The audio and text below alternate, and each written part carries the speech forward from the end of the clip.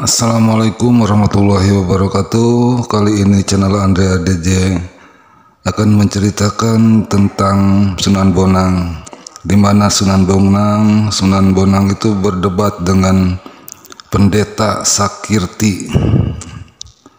Kepintaran dan kesaktian makhlum Ibrahim atau Sunan Bonang kiranya tidak hanya terhias-hias di seluruh pelosok Nusantara saja, tetapi juga di luar negeri.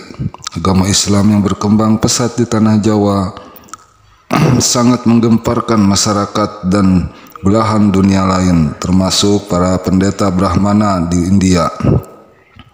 Salah seorang pendeta Brahmana bernama Sahyakirti merasa penasaran, maka dengan temani oleh beberapa muridnya, ia berlayar menuju Pulau Jawa. Ia ingin bertemu dengan Sunan Bonang untuk diajak berdebat mengenai masalah agama. Ia membawa setumpuk kitab yang sudah dipelajari secara mendalam.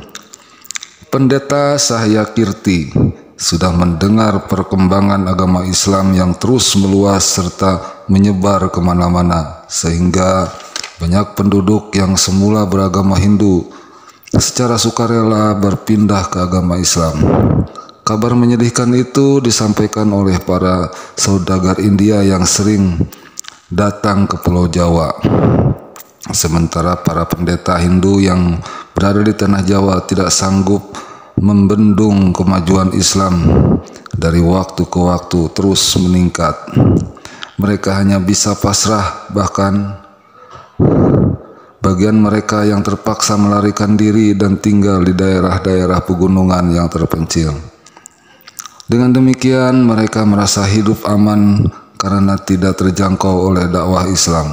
Harus diakui bahwa kemajuan pesat yang dialami oleh Islam ini tidak lepas dari sikap penguasa Majapahit yang memberikan kelonggaran dan kebebasan Sunan Bonang serta para wali yang lain dalam bertabligh menyiarkan agama Islam, mengingat mereka masih memiliki hubungan kekerabatan dengan dinasti Majapahit. Sebelum bertolak ke tanah Jawa, pendeta Sahyakirti telah dikirim surat kepada para pendeta Hindu yang ada di tanah Jawa. Ini surat itu menyerukan agar mereka tidak putus asa berjuang membendung perkembangan agama Islam. Mereka ditekan supaya terus berusaha menghalangi perjuangan para wali, terutama Sunan Bonang yang sedang naik daun dan menanjak namanya di mana-mana. Ia berjanji akan segera datang sendiri untuk membantu mereka. Bahkan dengan congkaknya ia bersumpah akan bersujud di telapak kaki Sunan Bonang jika ia sampai kalah berdebat. Sebaliknya, jika Sunan Bonang yang kalah, ia tidak segan-segan membunuhnya. Setelah mengarungi lautan selama beberapa hari, kapal layar yang membawa pendeta Sahyakirti dan para muridnya sudah memasuki perairan wilayah Tuban. Namun tidak diduga sama sekali, tiba-tiba datang badai yang cukup ganas. Air laut mendadak bergelora hebat. Gulungan-gulungan gelombang datang dari segala arah menghantam badan kapal. Sementara angin bertiup kencang sekali. Para awak kapal yang sudah berpengalaman sudah berusaha menghalau badai, tetapi karena saking ganasnya mereka akhirnya menyerah. Tak pelak kapal pun tenggelam, termasuk kitab-kitab yang diangkut dari India untuk bahan berdebat dengan Sunan Bonang. Semua awak kapal dan para penumpang yang lain juga tewas, kecuali sang pendeta Sahyakirti yang karena kesaktiannya berhasil menyelamatkan diri. Tubuhnya terbawa arus dan terdampar di pantai Tuban. Ketika siuman, pendeta Sahyakirti menjadi bingung. Ia menoleh ke kanan ke kiri, dan yang terlihat olehnya hanyalah hamparan pasir belaka. Tempat itu sepi sekali, tidak seorang pun yang bisa dimintai keterangan. Ia merasa kaget ketika mengetahui tidak ada satupun kitab yang dibawanya dari India masih tersisa. Semuanya telah ikut tenggelam bersama kapal para penumpangnya. Padahal untuk mendapatkan kitab-kitab tersebut ia telah bersusah payah, tidak gampang mempelajarinya. Betapa tidak, ia harus berpura-pura masuk Islam supaya bisa diterima menjadi murid seorang ulama besar di Gujarat, daerah basis Islam. Pendeta Sahyakirti sudah hampir putus asa karena kehilangan semua kitabnya.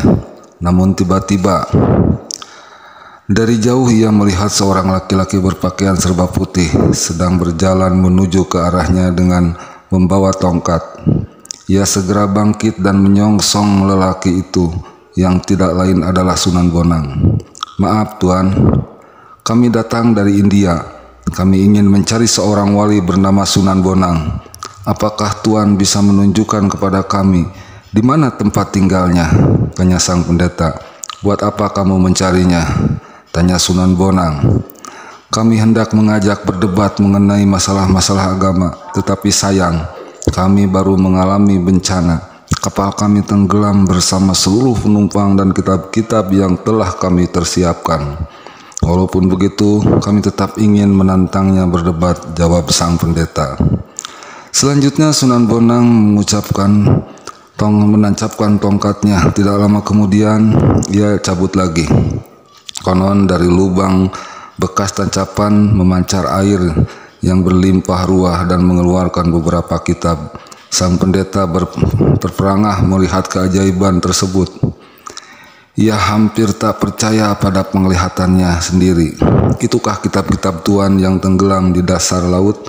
tanya Sunan Bonang. Sang pendeta maju mendekat dan meneliti. "Benar Tuan, ini kitab-kitab kami," jawabnya. "Tetapi bagaimana ia bisa berada di sini?" "Sudahlah, ambil saja kitab-kitabmu itu.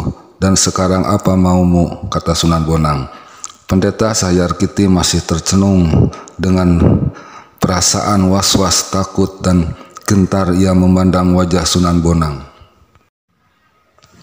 "Apa namanya daerah ini Tuan?" tanya sang pendeta. "Kamu berada di tepi pantai Tuban," jawab Sunan Bonang. "Kalau begitu, Tuan pasti Sunan Bonang yang kami cari," tebak sang pendeta. "Benar," jawab Sunan Bonang. Seketika pendeta Hindu itu menjatuhkan diri bersujud di telapak kaki Sunan Bonang. Ia mengiba-iba memohon ampunan. "Ampunilah kami Sunan," katanya berkali-kali. "Bangkitlah. Sesama makhluk tidak boleh bersujud. Sujud hanya pantas dilakukan kepada Allah yang Maha Mulia," kata Sunan Bonang. "Jadi bagaimana? Kamu masih ingin berdebat denganku?" tanya Sunan Bonang. "Tidak," jawab sang pendeta dengan malu. "Bahkan kami mohon Sunan menerima kami sebagai murid," tambahnya. "Itu gampang, tetapi yang penting kamu harus mempelajari dan mengenali Islam lebih banyak lagi. Sebab apa yang kamu ketahui itu masih belum lengkap, hanya terpotong-potong saja.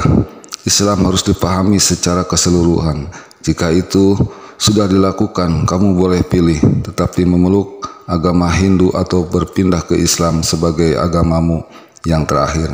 Artinya, kamu tidak boleh murtad, sebab Allah melarang memaksa orang masuk Islam," kata Sunan Bonang yang dengan panjang lebar.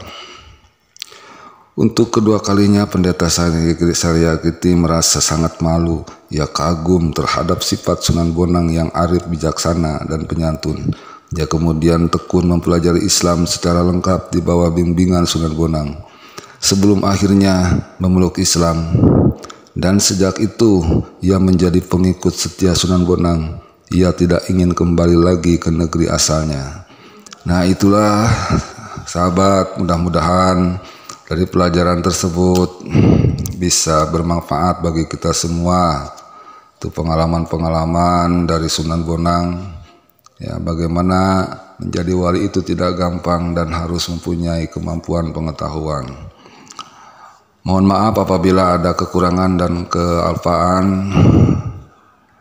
Tolong like, komen, subscribe. Mudah-mudahan channel kami bisa berkembang terus. Terima kasih. Wabillahi taufiq wal hidayah. Wassalamualaikum warahmatullahi wabarakatuh.